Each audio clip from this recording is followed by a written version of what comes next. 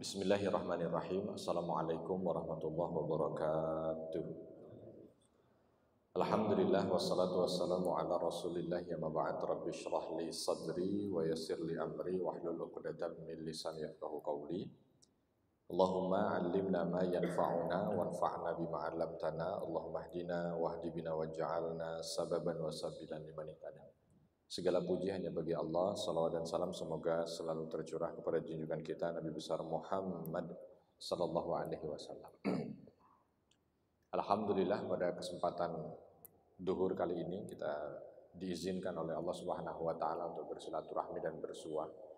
Semoga pertemuan ini menjadi pertemuan yang dirahmati oleh Allah, pertemuan yang mendatangkan keberkahan, kebaikan, pertemuan yang insya Allah mudah-mudahan menjadi amal soleh yang mampu kita banggakan di sisi Allah Subhanahu wa taala. Judulnya dikasih tidak ada kata terlambat. Saya tidak tahu apakah semua pada terlambat atau bagaimana. Tidak ada kata terlambat. Kaitannya dengan masalah Ramadan. Jadi kita bicara tentang terlambat dan Ramadan. Saat ini kita berada di bulan Sya'ban. Bulan Sya'ban ini bulan yaghfulu anhu katsirun minan nas, kata Nabi sallallahu alaihi wasallam. Bulan di mana banyak manusia ini lupa atau melupakannya. Kenapa? Karena bulan Sya'ban ini memang bulan di antara dua bulan yang banyak disebut orang. Rajab adalah bulan haram, ya, yang kebanyakan orang-orang Islam itu memuliakannya karena memang itu merupakan bulan mulia gitu ya. Lalu setelahnya Ramadan. Bulan Ramadan tuh bulan yang penuh dengan kemuliaan juga. Jadi ini di tengah-tengah dua bulan mulia. Sehingga yang dijepit ini dia seolah tidak terlihat. Makanya kalau duduk jangan di antara dua orang gede. Ya. Kalau duduk di antara dua orang besar, biasanya kita yang di tengah jadi enggak kelihatan. Nah, ini juga begitu kasusnya dengan bulan Sya'ban yang saat ini kita sedang ada. Jadi contoh aja sekarang ini ketika bulan Sya'ban. Kayaknya jarang orang pengajian mencoba untuk melihat apa itu bulan Sya'ban. Tapi kalau bulan Rajab, oh iya. Ya, mencoba untuk melihat apa yang ada di bulan Rajab, amalan apa, sejarah apa. Tapi kalau udah masuk Sya'ban, semuanya langsung tertuju pada Ramadan. Sya'ban bilang, nah terus kapan orang bilang tentang saya? Atau kapan orang bercerita tentang saya gitu. Nah, ini bulan Sya'ban. Makanya Nabi SAW menegaskan ini bulan Sya'ban ini adalah syahrun yaghful au yughfal katsirun minan nas. Bulan yang banyak orang lupa atau banyak dilupakan oleh orang. Padahal bulan Sya'ban ini Nabi SAW melanjutkan dalam hadisnya itu bahwa disinilah turfa al-a'mal. Disinilah dia amal-amal soleh itu diangkat oleh Allah Subhanahu wa taala untuk dilaporkan. Maka Nabi sallallahu alaihi wasallam melanjutkan wa uhibbu an turfa'a a'mali wa ana shaim. Dan aku berkeinginan diangkatnya amalku ini dilaporkan aku dalam kondisi puasa. Nabi sallallahu alaihi wasallam ketika ditanya oleh Aisyah radhiyallahu anha, puasa apa yang paling banyak dilakukan oleh Nabi selain Ramadan? Maka Aisyah radhiyallahu anha mengatakan bulan Sya'ban. Jadi justru kalau kita lihat di bulan Sya'ban itu Nabi SAW banyak melakukan amal soleh. Walaupun tidak harus dengan puasa, ya. Ada rahasia di balik kenapa Nabi SAW melaksanakan puasa di bulan Sya'ban. Bukan karena bulannya, bukan. Tetapi alasan yang tadi disampaikan, wa uhibbu an turfa'a a'mali wa ana shaim. Aku suka kalau amalku itu diangkat dan aku dalam kondisi puasa. Aku dalam kondisi shaim. Maknanya bahwa ibadah yang dilakukan oleh Nabi SAW bukan hanya sekedar identik pada Sya'bannya, tidak. Tetapi ibadah yang Allah Subhanahu wa taala atau ibadah yang oleh Nabi SAW itu beliau rasa mudah atau pas. Maksudnya begini. Kita ini kan beda-beda punya kemampuan ibadah ya. Ada orang itu yang ketika dia itu beribadah mudahnya puasa. Mudahnya puasa. Pokoknya kalau suruh puasa jago. Apalagi kalau akhir bulan. Itu jago kalau suruh puasa. Saya mah gak usah diajarin puasa mah alhamdulillah. Ada juga yang mungkin mudahnya itu dia pengajian. Ada juga yang begitu. Itu namanya setiap momen pengajian dia ada. Pengajian ini ada, pengajian besok ada lagi, pengajian ada lagi. Ada yang dimudahkannya begitu. Ada yang dimudahkannya itu sedekah. Nggak bisa ngelihat kotak infak lewat. Pokoknya pengennya masukin aja. Ada yang begitu. Pokoknya kalau udah urusan sedekah nomor 1. Ada juga orang yang dimudahkan apa? Qiyamul Lail. Ya, dimudahkan Qiyamul Lail. Kalau udah jam 3 bangun, jam 3 bangun. Ada yang begitu. Ada yang dimudahkan apa? Baca Quran. Macam-macam. Coba dah lihat yang ada di sekitar kita itu. Ada beberapa hamba Allah itu yang diberikan kemudahan oleh Allah untuk melakukan satu ibadah. Ya kan? Makanya surga juga pintunya bukan satu. Ada beberapa pintu sesuai dengan nama amal soleh yang dikerjakan oleh seorang hamba. Artinya Nabi SAW melakukan satu ibadah di bulan Sya'ban yang beliau rasa bukan Nabi itu nanti bahasanya ada satu cocok dan yang lain tidak cocok, enggak. Beliau rasa mampu untuk bisa menjadi tauladan buat kita sebagai umatnya. Nah, kita lihat di bulan Sya'ban ini. Kita ingin amal kita diangkat dan yang kita laksanakan saat itu adalah perbuatan atau amal yang cocok untuk kita lakukan. Kalau umpama ditanya gitu, kira-kira ada tidak di benak kita amal apa yang kita itu Allah mudahkan untuk melaksanakannya? Macam-macam ya, sekali lagi setiap orang beda-beda nih. Cuman kalau umpama kita diminta untuk mengucapkan satu atau dua amal, lalu ada di benak kita gitu ya. Kira-kira ada nggak di benak kita saat ini? Kalau nggak ada, wah itu perlu dipertanyakan. Aduh, kalau saya apa Ustaz ya? Aduh, semuanya kayaknya di bawah standar. Wah, susah. Ya. Nah, ujiannya di bulan Sya'ban ini. Ujiannya di bulan Sya'ban itu. Kira-kira amal apa yang menjadi favorit? Bukan favorit. Menjadi unggulan. Amal apa yang menjadi unggulan yang biasa kita kerjakan dan ketika kita mengerjakan itu mudah, maksimal, optimal, mendekati sempurna gitu. Lakukan itu di bulan Sya'ban. Ya, lakukan itu di bulan Sya'ban. Gak perlu kita cek ya, satu-satu di sini. Coba siapa yang mudahnya sedekah angkat tangan? Gak perlu. Ya. Yang mudahnya sholat duha? Gak perlu. Yang mudahnya sholat tahajud? Beda-beda kan di antara. Kalau dilihat dari wajahnya kayaknya wajah tahajud semua. Wajah tahajud memang, dari wajahnya sih wajah tahajud.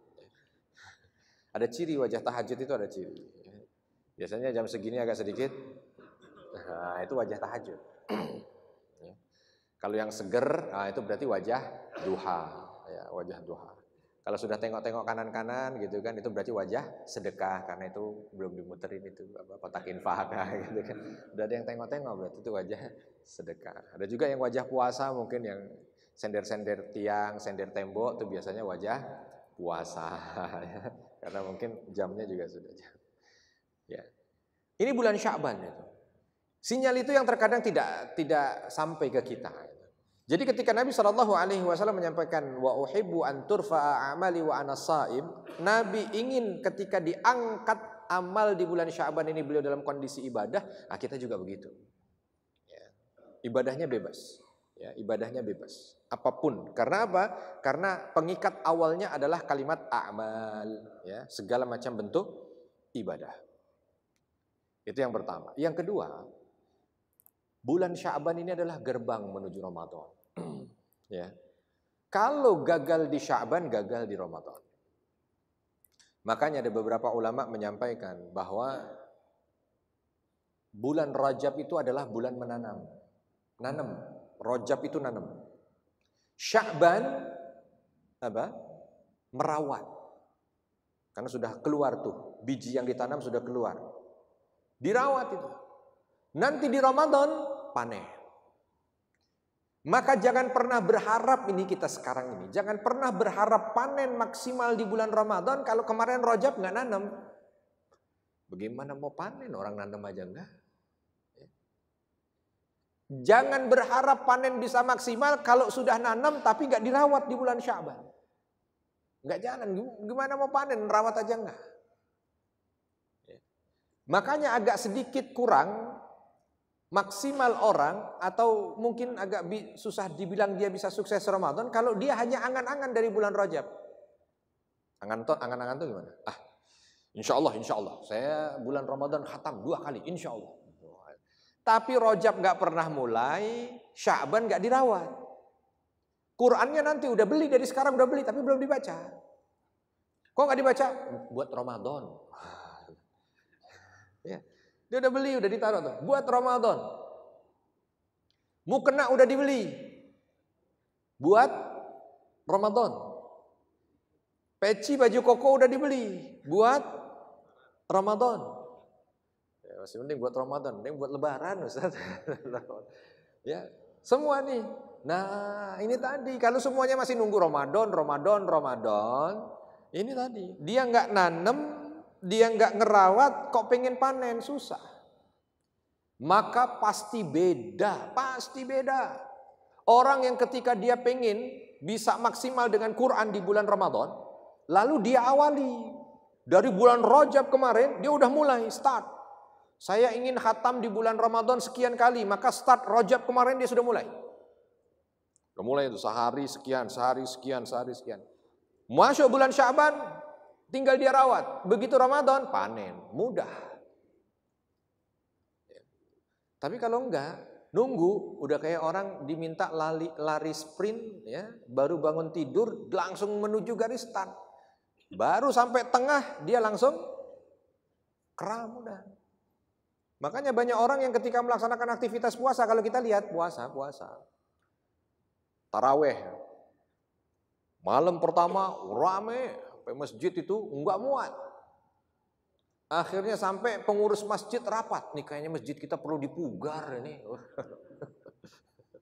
Kenapa? Enggak muat kita taraweh nih. Tapi begitu berjalan hari kemajuan. Ya.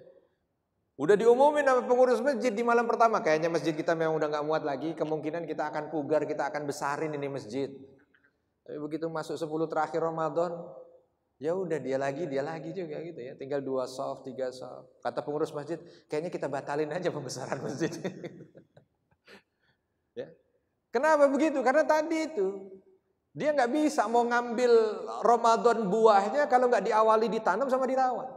Nah rata-rata model kita kan begitu. Nah yang bisa sampai akhir dia bertahan biasanya yang tadi. Nanam di Rajab, rawat di Sya'ban, Ramadan hasil. Udah punya niat tuh dia. Saya pengen Ramadan karena ini adalah syahrul Quran.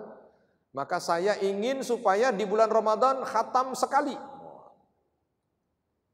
Karena pengen khatam 30 juz, jadi sehari berarti 1 juz. Kalau sehari 1 juz, mushaf Madinah itu 20 halaman. Berarti sehari 20 halaman. Dibagi 5 waktu sholat, setiap sholat 4 halaman. Udah bagus tuh kan? Strateginya udah bagus. Tapi begitu masuk subuh tanggal 1 Ramadan, aduh habis sahur hari pertama begini ngantuk rasanya nih. Aduh, kalau langsung baca Quran kayaknya perlu penyesuaian. Ntarlah duhur, insya Allah duhur di kantor. Saya langsung baca jatah subuh, saya gabung ke duhur. 8 halaman bisa. Duhur begini, ini mah seger-seger karena nggak puasa. Kalau Ramadan lain ceritanya ini, auranya udah beda. Aura Ramadan lain. Siang begini ini udah pandangan nanar. Kadang-kadang ngelihat tumpukan karet dikira mie goreng. Ada kecoa lewat, dia bilang, korma kenapa jalan sendiri? Bukan korma, itu kecoa. Tapi begitu kan. Akhirnya apa? Hari pertamanya juga berat banget duhur rasanya, ya Allah. Ntar dah sekalian asar menjelang buka. Biasanya kalau sudah aroma-aroma buka itu udah deket, insya Allah bisa langsung 12 halaman. Begitu jalan di asar, sama lain ceritanya. Nanggung mau maghrib. Kayaknya habis buka langsung baca ini enak nih. 16 halaman insya Allah bisa di maghrib. Habis buka langsung bisa. Begitu buka puasa, karena bukanya juga kayak orang kesetanan kan. Semuanya mau dimakan gitu. Akhirnya kekenyangan. Mau baca Quran karena kekenyangan, kayaknya nggak cocok baca Quran kenyang-kenyang. Insya Allah habis taraweh, insya Allah. Langsung 1 juz insya Allah. Habis taraweh, pulang taraweh, nyalahin imamnya. Ini gara-gara imam ini, lama banget dia jadi imam taraweh. Jadi pulang udah ngantuk. Tadinya mau baca 1 juz jadi enggak bisa. Akhirnya apa? Ditunda ke besok, ditunda ke besok. Yang begini, kenapa? Karena nggak nanam sama nggak ngerawat. Tidak menanam, tidak merawat. Jadi begitu Ramadan semuanya serba kaget, semua serba kaget. Ngajinya kaget, puasanya sendiri juga kaget. Orang nggak pernah setahun puasa, puasanya cuma di Ramadan. Ya wajar kalau nggak pernah puasa sama sekali, begitu Ramadan puasa, aduh kayaknya itu berat banget. Ya, begitu masuk waktu asar udah kayak orang sakaratul maut gitu. Ya aduh udah nggak benar ini katanya. Ya itulah tadi, kenapa semua serba kaget. Mau sholat taraweh kaget, mau ngaji kaget, mau sedekah kaget, mau apa lagi semuanya kaget, semua serba kaget. Hasil kaget ya begitulah. Nah, ini tidak ada kata terlambat. Kalau kata panitia judulnya tidak ada kata terlambat. Maka mumpung masih di awal Sya'ban ini, kita mau ke Ramadan masih berapa hari lagi? Berapa hari lagi ke Ramadan? Hah? Berapa hari lagi ya? Hah? 20 berapa? Karena kita ini kan kalau untuk itu mah keren loh. Oh, begitu 30 hari lagi menjelang Ramadan semua status orang 30 hari lagi, 30 hari. Tapi kalau dijapri satu-satu emang sudah ngapain? Belum. Belum. Minimal sudah nulis saja status 30 hari lagi Ramadan. Bukan itunya yang penting. Bukan statusnya yang penting, bukan. Tapi bagaimana kita mengisi bulan berikutnya setelah Rajab ya, Sya'ban ini dengan merawat. Oke, belum sempat nanam kemarin Ustaz, enggak apa-apa, sekarang mulai. Sekarang mulai. Kalau mushafnya sudah dibeli, baca. Saya nggak beli Quran Ustaz, udah nggak beli mushaf, nggak zaman. Kenapa? Udah di-download. Oke, baru di-download, baca.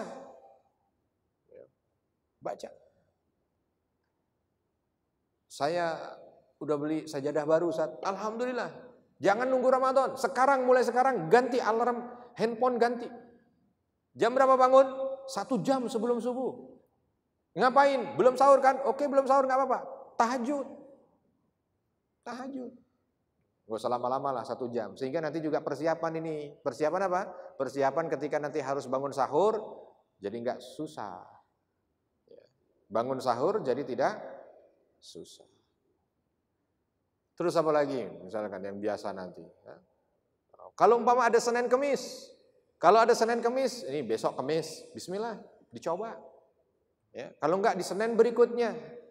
Sudah ada muqaddimah, sudah ada pembukaan.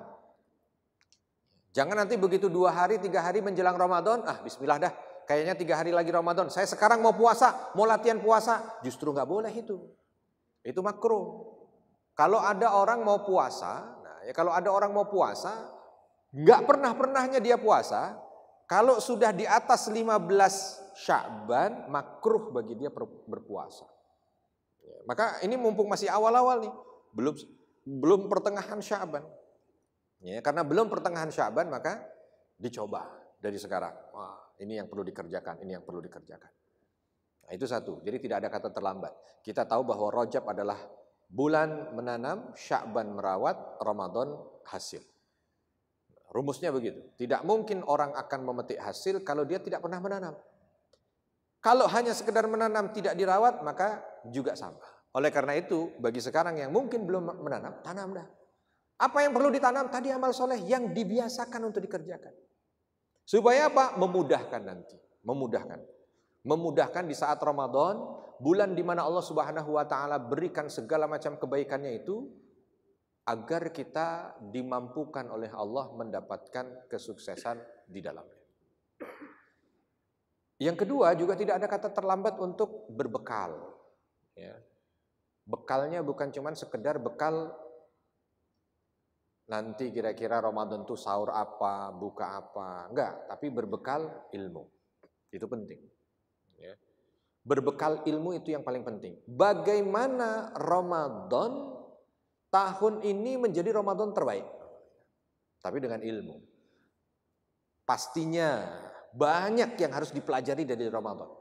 Mulai satu, dari sejarah Ramadan mungkin.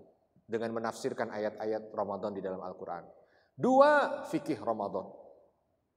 3, adab Ramadan. 4, kiat supaya sukses Ramadan. Banyak kan? Banyak sekali. Dari yang banyak itu, sedikit demi sedikit dimulai. Kira-kira kalau ditanya, buka yang mengikut pada apa yang disunnahkan oleh Rasul adalah berbuka dengan kurma. Sudah tahu ya, bukan berbuka dengan yang manis ya. Berbukalah dengan yang manis, itu hadis riwayat iklan. Kalau Nabi enggak, idza aftara ahadukum falyuftir 'ala tamr fa in lam yastati' fa 'ala al-ma' fa innahu lahu tahur. Nabi bilang begitu.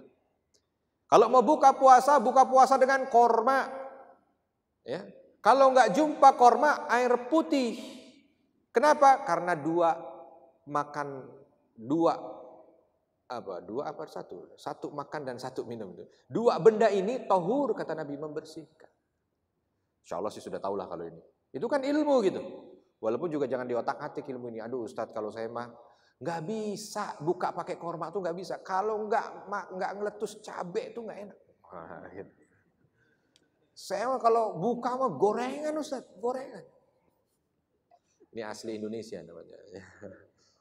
Akhirnya dia modifikasi gitu. Supaya juga dapat sunnahnya makan kurma, dia bikin tahu isi kurma. Enggak gitu juga. Khusus di sini deh khusus. Makanya kita itu menundukkan nafsu untuk sesuatu yang diperintahkan gitu. Bukan nggak boleh makan gorengan, boleh, tapi pertama korma dulu. Ya, kan itu ilmu gitu. Itu ilmu. Nah, sekarang kalau yang buka udah pada tahu. Masalahnya sahur udah pada tahu belum? Ya. Kalau ditanya kira-kira makanan berbuka, iya korma. Nah, terus makanan sahur apa? Yang dianjurkan makanan sahur apa? Hah? Nasi? Mie? Apa makanan sahur? Sama kan, berarti butuh ilmu juga kan? Butuh ilmu. Nabi SAW mengatakan aklatus sahuril mubarak at-tamr. Sama ternyata. Bahwa makanan sahur yang mendatangkan keberkahan adalah kurma juga. Kan itu butuh ilmu gitu. Ya. Sehingga ketika kita mengawali puasa dengan kurma, habis itu mau makan nasi kayak dengan langsung. Lalu mengawali berbuka dengan kurma, itu dalam rangka untuk membuat Ramadan kita menjadi sempurna. Kenapa? Kita puasa ini bukan karena arahan budaya, tapi puasa ini adalah arahan agama. Arahan syariat, mencoba untuk mengikuti itu. Contoh kalau ditanya Bapak Ibu di sini kebiasaan makan sahurnya kira-kira berapa jam sebelum adzan subuh? Oh, kalau saya malah pas adzan subuh itu baru mulai sahur, Ustaz. Kira-kira ditanya. Makan sahurnya kapan? Ternyata makan sahur itu pun Nabi memberikan arahan. Ya, makan sahur waktunya Nabi memberikan arahan. Karena kadang-kadang begini di Indonesia, karena apalagi di Jakarta gitu ya. Mungkin satu macet. Jadi kadang-kadang sampai di rumah itu jam 1 malam. Terus begitu jam 1 malam sampai di rumah, udahlah sekalian makan sahur aja lah. Ya, sekalian makan sahur, tidur, terus nanti bangun kalau nggak sempat sahur ya nggak apa-apa. Wah, ya. Ini salah kaprah karena sahur itu makan yang ditentukan oleh waktu gitu. Makanya sahur itu adalah sepertiga akhir malam. Bahasa kita kalau di Indonesia ini yang adzan Isya jam 7, adzan subuh jam 5 gitulah gampangnya ya. Maka mulai daripada akhir malam itu adalah 2:30. 2:30. Jadi orang dikatakan makan sahur itu kalau di atas 2:30. Kalau jam 2 belum, jam 1 apalagi, jam 12 itu bukan makan sahur, makan tengah malam. Makan tengah malam. Tapi kan sama aja Ustadz. Betul, kalau dari segi perut sama aja terisi. Tapi nggak dapat hadis Nabi yang mengatakan, apa? Tasahharu fa inna fis sahuri barokah. Makan sahurlah kamu karena di dalam makan sahur ada berkah. Artinya kalau dia makan tengah malam, dia nggak dapat berkah. Dan di sini Nabi SAW memang mengajarkan kepada kita, sahur itu urusannya atau sahur itu niatnya tujuannya bukan sekedar untuk ngisi perut, bukan. Ya, karena puasa ini kalaupun nggak sahur, apalagi kayak puasa di Indonesia ya, yang dia relatif jamnya itu standar lah. Subuh naik turunnya jam 5, maghrib naik turunnya jam 6. Dengan kondisi yang hujan begini terus ini. Ini mah nggak kerasa puasanya. Beda mungkin kalau kita di daerah yang ekstrim, ekstrim waktu, ekstrim cuaca, itu mungkin. Contoh misalkan, ada daerah yang dia itu kalau lagi waktu musim panasnya ekstrim, azan subuh jam 2:30. Bukan 2:30 malam ya, 2:30 subuh namanya. Azan maghrib jam 9:30. Bukan 9:30 malam. Kalau kita di sini 9:30 malam. Kalau di sana 9:30 maghrib. Pernah saya di satu daerah yang modelnya begitu, ya Allah. Saya ngelihat jam, terus ya Allah udah jam 7 nih azan. Jam 7 baru mau azan asar, jam 7. Karena azan asarnya jam 8. Waduh, ini teler juga kalau begini nih. Ya, jadi begitu pulang ke Indonesia udah kayak surga. Karena nggak semua belahan bumi itu kayak kita, enggak. Ada di antara mereka yang bahkan ada beberapa, walaupun saya belum sampai ke tempat itu kalau namanya sudah dari maghrib, buka, isya, taraweh, sahur, subuh, maraton, nggak pakai tidur. Kenapa? 10:30 adzan maghrib. Otomatis langsung makan kan? Jam 12 adzan isya. Habis itu langsung subuh, jam 2 adzan subuh. Coba bayangin kan? Malamnya jadi nggak tidur. Jadi kalau ada Lailatul Qadar, pendek banget itu Lailatul Qadarnya. Oh, orang Indonesia mau panjang Lailatul Qadarnya. Selalu dari jam 7 sampai jam 5 kan selalu panjang Lailatul Qadar kita. Yang memperpendek Lailatul Qadar itu kita sendiri. Kenapa? Habis taraweh tidur. Nah, itulah yang memperpendek Lailatul Qadar. Kalau Lailatul Qadarnya mau panjang. Nah, ini ilmu gitu. Jadi mungkin halnya sepele, tapi ketika kita mengikuti itu bukan karena kalau kita mengikuti itu karena keinginan untuk mengikuti sunnah, maka tidak menjadi sepele. Ya. Cobalah dilihat itu bagaimana puasanya Nabi. Ini masih ada waktu. Masih ada waktu supaya tidak betul-betul terlambat gitu ya. Artinya masih belum terlambat ya. Kesempatan ini kadang-kadang masih nantilah Ramadan. Enggak, ini bukan masih nanti enggak. Ramadan sebentar lagi. Dan insya Allah lah mudah-mudahan ilmu kalau untuk model kita saat ini kan relatif mudah untuk didapat ya. Nah, tinggal kita bagaimana untuk memanfaatkan fasilitas yang ada. Buku-buku banyak ya. Jangan malas untuk membaca dan menggali. Asatid juga banyak. Ya, fokuskan semuanya ke arah untuk bisa mendapatkan ilmu berkaitan dengan masalah Ramadan. Fikih Ramadan dibuka lagi. Ya, fikih Ramadan dibuka lagi. Adab Ramadan dibuka lagi. Ya, lalu kisah-kisah untuk menguatkan kisah-kisah dari para sahabat Nabi, kisah-kisah dari para orang saleh ketika mereka menjalani Ramadan bagaimana supaya apa? Supaya kita lebih semangat lagi. Ya. Giliran kita mungkin dalam kondisi yang sedang males gitu baca Quran males. Baca tuh kira-kira bagaimana orang-orang soleh dulu. Ya, hidup mereka dengan Al-Quran di bulan Ramadan. Sehingga apa? Bisa membuat kita lebih bersemangat. Itu yang kedua. Yang kedua adalah ilmu. Yang ketiga, mencoba untuk senantiasa belajar dari Ramadan agar membuat kita ini menjadi manusia baru keluar dari Ramadan besok. Ya. Karena tujuan orang Ramadan itu bukan untuk ngerasain laparnya puasa, enggak. Ya. Tujuan utamanya la'allakum tattaqun, agar kamu jadi orang takwa. Ingat, lapar tidak mencetak orang jadi takwa, enggak. Ya. Kalau lapar otomatis mencetak orang menjadi takwa, wah daerah-daerah minus, itu orang-orang paling takwa. Tapi kan enggak begitu. Ya. Apalagi misalkan capek di Ramadan, bukan capek yang mendidik takwa. Ya. Bukan ini, bukan itu. Kita perlu tahu kira-kira apa yang mendidik kita itu bisa menjadi takwa. Oh, ternyata aktivitas yang ada di bulan Ramadan itu seluruhnya itu akan mengarahkan orang pada takwa. Contoh, bagaimana Nabi SAW mengajarkan, ini kalau mau bikin runut gitu, dari pertama kali apa yang kita kerjakan saat puasa. Oh ya, ketika kita puasa pertama kali yang seperti rukun-rukun ibadah yang lain yang dikerjakan adalah niat. Maka Nabi SAW mengatakan, "Malam yubayyitis siyama minal lail fala siyamalah." Barang siapa orang yang belum berniat di malam hari untuk puasa esok hari, maka tidak sah puasanya. Dan sepakat para ulama hadis ini adalah hadis untuk puasa wajib. Artinya Kita bukan hanya sekedar melatih diri kita malam hari kita niat buat besok puasa, enggak. Tapi melatih diri kita untuk melakukan apapun dari aktivitas ini niatnya karena Allah. Mencoba untuk melatih hati, mau melakukan apapun Allah. Melaksanakan apapun Allah. Ketika sudah terjadi yang diharapkan apa-apa yang datang dari Allah, bukan dari manusia. Ini puasa harusnya mengajarkan dia niat hanya karena Allah, yang dicari hanya ridha Allah, bukan karena manusia dan ridha manusia.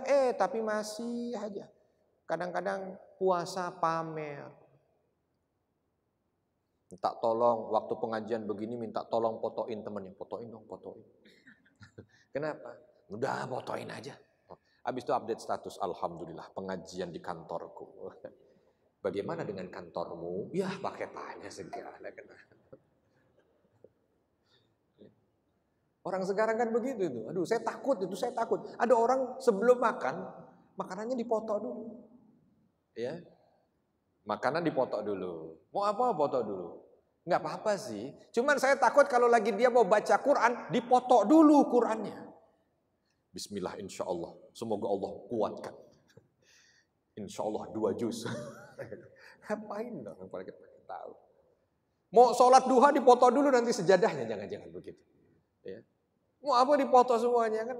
Ini kita diajarkan oleh Ramadan untuk bisa ikhlas karena Allah niatnya, sampai Nabi mengatakan man lam yubayyiti siyam, man lam yubayyiti siyam, kalau malam harinya dia enggak niat esok harinya puasa karena Allah, enggak sah puasanya. Artinya tiap malam kita dilatih niat ini kan, kita dicoba untuk yang seperti itu gitu. Melatih niat. Enggak Ustadz, saya ini mah bukan pamer, Ustadz aja yang suudzon. Enggak, saya mah enggak suudzon ya. Kalau memang niatnya bukan pamer, berarti bukan pamer. Saya niatnya ini untuk menginformasikan ke yang lain. Oh ya enggak apa-apa. Saya foto pengajian ini supaya orang lain jangan ganggu saya, jangan telepon saya lagi pengajian. Bukan mau pamer Ustadz, mau menginformasikan. Oh iya. Nah kan segala sesuatu tergantung niatnya kan. Ya. Hanya ini sebagai apa? Sebagai pengingat supaya kita waspada. Jangan sampai kita terjebak pada apa yang memang sebenarnya menjadi latihan kita di bulan Ramadan. Tadi sahur, habis niat sahur, tasaharu fa inna fi sahuri barakah. Ternyata Nabi mengajarkan kepada kita bahwa melaksanakan sesuatu itu yang dicari harusnya yang utama berkah. Gitu. Ya. Bukan yang utama banyak, tapi berkah. Daripada sedikit gak berkah lebih baik banyak tapi berkah. Ya kan? Ini kadang-kadang ada orang salah nyari banyaknya. Enggak, nyari berkahnya. Ya. Nyari berkahnya, bukan nyari banyaknya. Ya. Jadi daripada sedikit gak berkah lebih baik banyak berkah. Kita bukan nyari banyaknya, kita nyari berkahnya. Kenapa saya begini? Ini karena kadang orang-orang tuh begitu gitu. Dalam kehidupan kita ini banyak yang seperti itu. Orang itu nggak nyari berkah ya. Oh mau ngomong nyari berkah itu kesekian. Tapi nyari apa? Nyari yang lain. Gitu. Makanya yang dicari omongan orang. Makanya kadang-kadang karena dia tidak tahu tentang makna berkah, sampai hidupnya dia tidak bisa mengatur prioritas. Ya. Untuk sesuatu yang tidak bakal ditanya oleh malaikat kubur, itu dia mati-matian. Tapi untuk sesuatu yang bakal pasti ditanya di kubur, dia santai-santai. Nah ini kan berarti kan dia tidak orientasi berkah. Contoh, nggak ada orang ketika masuk ke dalam kubur, malaikat nanyain, kenapa kamu sampai mati masih ngontrak terus? Nggak ada pertanyaan.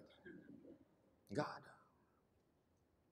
Atau kenapa kamu sampai mati motor kamu masih butut, nggak ganti-ganti? Nggak ada. Nggak ada.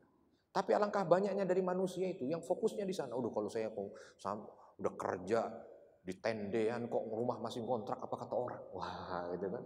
Akhirnya diusaha-usahain supaya punya. Bukan salah ya, enggak salah. Tapi jadi salah kalau dia usahakan yang itu, begitu yang wajib dia mah nomor sekian kan. Begitu ditanya, udah haji belum? Belum. Kenapa enggak haji? Kan bila mampu. Saya mah belum mampu. Iya betul belum mampu, tapi motor 3. Ya. Bagaimana bilang belum mampu motor 3, rumah baru mau naik lantai kedua gitu. Kok dibilang katanya nggak mampu? Ini nggak mampunya di mana? Oh salah, jangan gitu. Ini kebutuhan. Oh gitu, nunjuk motornya dengan bangga dia bilang kebutuhan. Lah terus yang haji bukan kebutuhan. Ini kebutuhan buat nanti di kubur kita ini. Ini kebutuhan buat nanti di akhirat kita. Terus seolah kebutuhan itu di pikirannya hanya sekedar untuk dunia. Ini jadi masalah.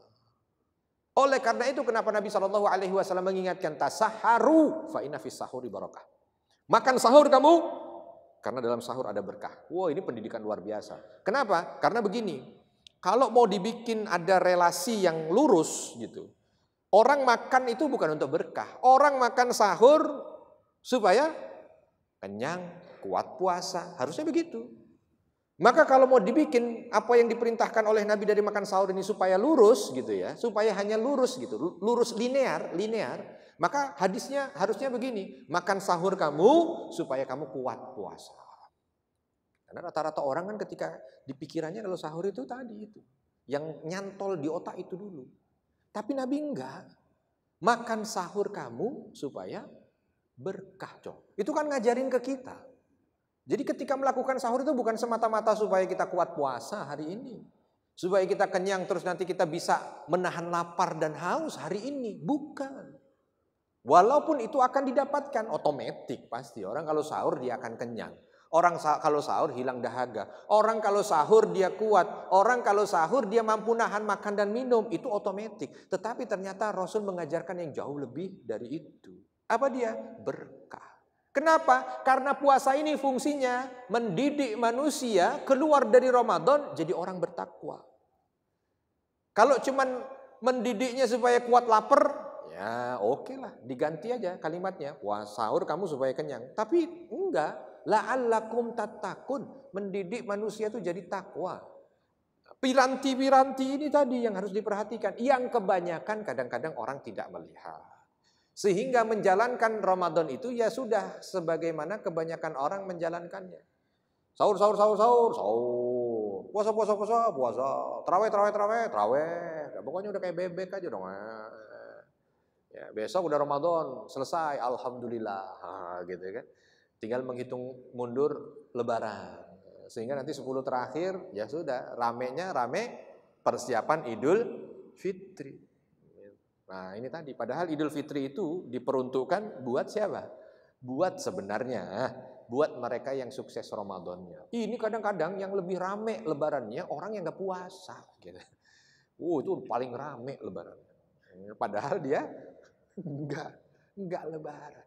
Padahal dia enggak puasa. Ini kayak wisuda. Wisuda itu kan diperuntukkan buat siapa? Wisuda itu, pesta itu diperuntukkan buat orang yang lulus ujian, yang berhak punya nilai, ya, ikut di momen itu untuk bisa diwisuda. Lah ini enggak, dia sekolah enggak, ujian enggak, tiba-tiba diwisuda paling seneng. Ya semua orang pasti akan bilang, kalau gitu bawa ke Grogol. Orang ini sekolah enggak, ujian enggak, pakaian paling rapi, pakai togahnya paling rapi. Ditanya, masuk sekolah? Enggak. Ujian? Enggak. Kenapa ke sini? Enggak ada alasan lain kecuali dibawa ke Grogol itu tadi. Kalau yang begitu kita bisa bilang gila, gitu kan. Tapi kenapa untuk Ramadan kita enggak? Kenapa untuk Ramadan kita enggak? Karena banyak orang yang seperti itu. Sibuknya untuk itunya, bukan sibuknya untuk ini. Nah ini yang menjadi catatan buat kita bersama. Sehingga di saat nanti kita Ramadan, ini kita dapat. Ya. Makna-makna hikmah di balik ibadah-ibadah ini kita dapat. Sehingga kita bisa keluar menjadi manusia-manusia bertakwa. Saya kira itu, karena hanya diberikan jam 1:15, mungkin saya cukupkan sampai di sini. Mudah-mudahan Allah Subhanahu wa Ta'ala sekali lagi memberikan kemudahan, kekuatan kepada kita untuk menjalani bulan Sya'ban ini, sehingga bulan Sya'ban ini menjadi bulan kita merawat amal-amal soleh kita, dan dengan itu juga kita diberikan kemudahan oleh Allah untuk bisa menjadikan bulan Ramadan adalah bulan di mana kita mengambil segala hasil dari panen kita. Sekian. Assalamualaikum warahmatullahi wabarakatuh.